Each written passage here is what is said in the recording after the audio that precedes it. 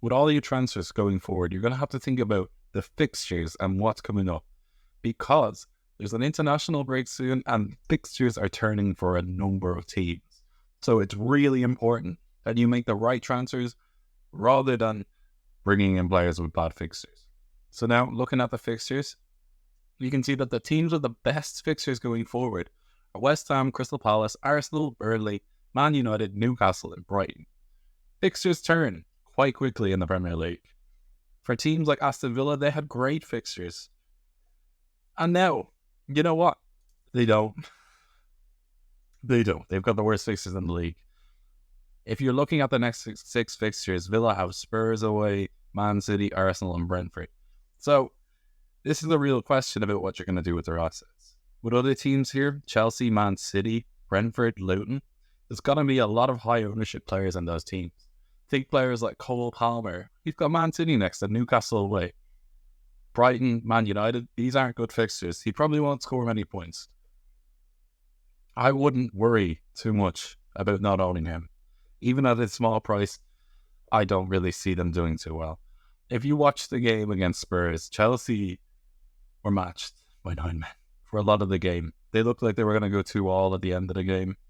So, yeah, Chelsea still, even though they won 4-1, that result flattered them massively. Looking at Fulham as well, their fixtures aren't too bad, but Fulham are a mid-table side. Sheffield United as well have bad fixtures, but they do have Bournemouth and Burnley away in those two games. Luton, I think they'll just always have bad fixtures. Looking at Man City as well, I know they're saying that Chelsea here is a bad fixture. I don't think it is. And Haaland, for me, is going to be one of the best captaincy picks this week. Now, the real question I have to ask you is, what do you think is the idea here with Aston Villa? You surely have to be questioning whether you can keep their assets much longer, especially after the blanks last week for pretty much every player in the team and Matty Cash getting subbed off. If you have a player like Matty Cash or Luca Dean, just look at these fixtures. After Fulham, they've got Spurs, Man City, Arsenal, Brentford, Man United. You don't want defensive assets there. And players like Moussa Diaby, he's streaky, will get points. There's better value picks out there. Somebody like Jared Bowen. So, if you're looking at players like this, you really got a question. Do you think they're worth the value? Somebody as well like Ollie Watkins, he's going to keep on ticking along nicely as he has done all season. I'm just looking at these fixtures and I'm thinking there's better assets out there. I would keep them for the next two games because obviously Spurs have the issues defensively with Van der Ven injured, with Udogie. I think Udogie only got a 1-game ban, but they've got defensive issues there. So, and Romero got the straight red. So, yeah, just keep an eye on them. After the Bournemouth game, it might be an idea to start ditching assets from them. With Man City and Arsenal, Brentford and Man United in 5 games after that, you're really not going to want to spend too much money on them. If you still held on to your wildcard, it might be a good idea to think about transfer out, probably in game week 15. So anyway, now moving on to what I'm going to discuss next. It's the players that you should be considering transferring into your team. Jared Bowen, he is playing Nottingham Forest next. And look at those fixtures there. So, look at them. Forest, Burnley, Crystal Palace, Spurs away, Fulham, Wolves, Man United. Out of those games, there's 5 winnable games. And you know what? David Moyes might be playing for his job. So Bowen might save him. And I think they've got a good relationship. At 7.5 million, Bowen is one of the most underpriced assets in this game. And that's saying something considering how many underpriced assets there are. He is coming against a goalkeeper who is a Matt Turner, and the Greek lad whose name I'm not going to butcher, didn't really have too much to handle in the last game. So it's going to be interesting to see how he fares up against them. Burnley then after are terrible. So if you're looking at the next 3 or 4 fixtures, there's some decent fixtures in there for Bowen. Next up, it's discussing Bukayo Saka, and well, is he going to play? The talk has been that he hasn't trained, and he got taken out of the game in the Champions League early because of injury. Saka just looks like he's carrying an injury for a long time, and Arteta is playing him through it. The main thing that I would consider is that he's not being called up for the England national team. The same with Martin Odegaard for Norway. Now these players have been called up. Now, it could be because the fixtures mean nothing and Arteta has asked them not to call them up, but it could also be more than that. Saka, I think if he's fit enough to play, will play. He always will. But I think with Odegaard, it might be a little bit more difficult. If I was thinking about bringing in an Arsenal player this week, it would probably be somebody like Leandro Trossard, who's a really good differential. Eddie Nketiah has also been playing, and I would also consider bringing in Martinelli. Out of the 3 premium midfield options, I think Martinelli is the best out of Saka, himself, and Odegaard. The thing is with Saka, I wouldn't sell him because I just think he's going to play.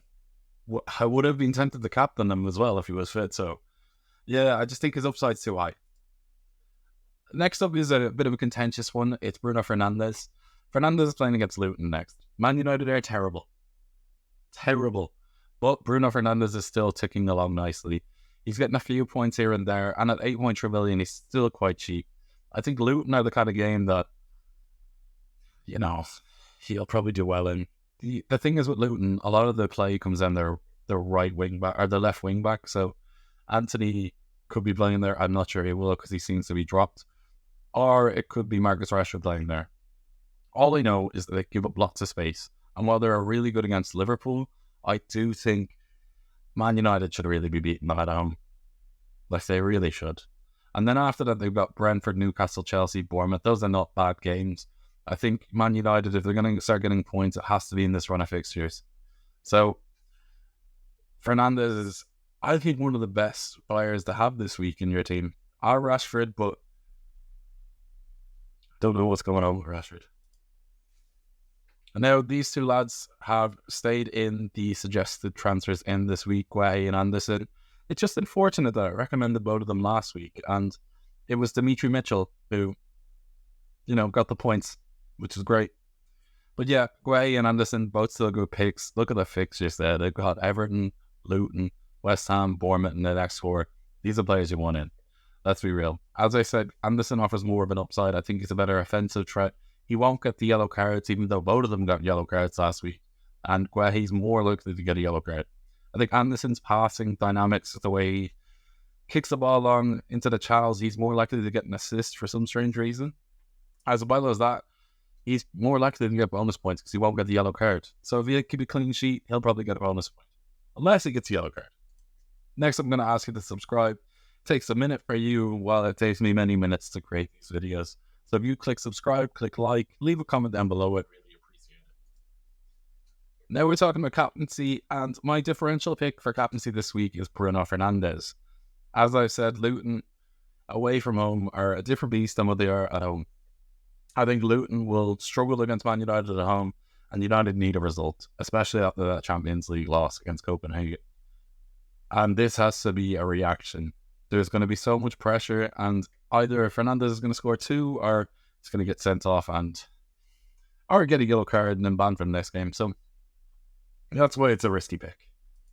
The third best pick for captaincy this week is Martinelli. I think Burnley is such a good fixture for anybody, especially when Burnley are playing away from home. Martinelli as well, he's gone sort of under the radar. He's not being picked as much as certain players like Saka, but I do think Burnley's a really good fixture for him. And as well, he's got a clean bill of health, which is a bit rare in the Arsenal midfield right now.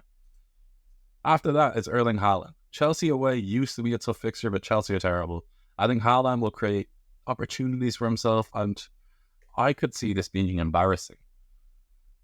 With how bad Chelsea were against Spurs, even though Spurs had 9 men, I could see Chelsea really struggling against Man City. Sterling, Cole Palmer probably will do nothing. And then Nicholas Jackson has a hat-trick, but probably one of the worst hat-tricks I've ever seen. I could see Haaland scoring another hat-trick this game week. It's no surprise then if Haaland's number 2, number 1 is Mohamed Salah. So, as I've said, no surprise. If you've liked this video, don't forget to subscribe. I've been Paddy. I'll chat to you soon. Leave a like and comment down below.